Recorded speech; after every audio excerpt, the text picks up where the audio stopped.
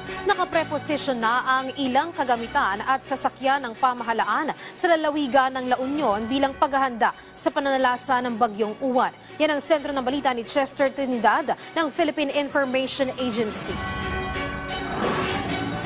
Naka-full alert na ang mga tanggapan ng pamahalaan sa La Union sa paglapit ng severe tropical storm Uwan na posibleng maging super typhoon bago ito mag-landfall sa Luzon. Sa direktiba ni Governor Mario Ortega, agad na inactivate ng Provincial Disaster Risk Reduction and Management Office ang kanilang Incident Command System at itinaas sa full alert status ang lahat ng Incident Command team sa lalawigan. Nakapreposisyon na rin ang mga ambulansya, rescue vehicles, rubber boats at iba pang kagamitan para sa agarang pagtugon sakaling maramdaman ang epekto ng bagyo.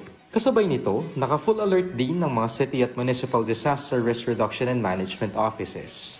24/7 ang monitoring sa kanilang emergency operations centers habang nagpapatuloy ang inspection ng evacuation centers at mga coordination meetings para tiyakin ang kahandaan ng bawat barangay. 24/7 na monitoring ho tayo. As of now, yung ating mga personnel dito sa ating command center is ongoing na tumatawag sa ating mga barangays. Meron na kasi tayo identified, so based on dun sa previous na typhoons natin, so kinukuhanan namin sila ng kanilang population list nila dun sa kanilang lugar para at least well prepared tayo. Samantala, naka-red alert na rin ang Coast Guard District Northwestern Luzon.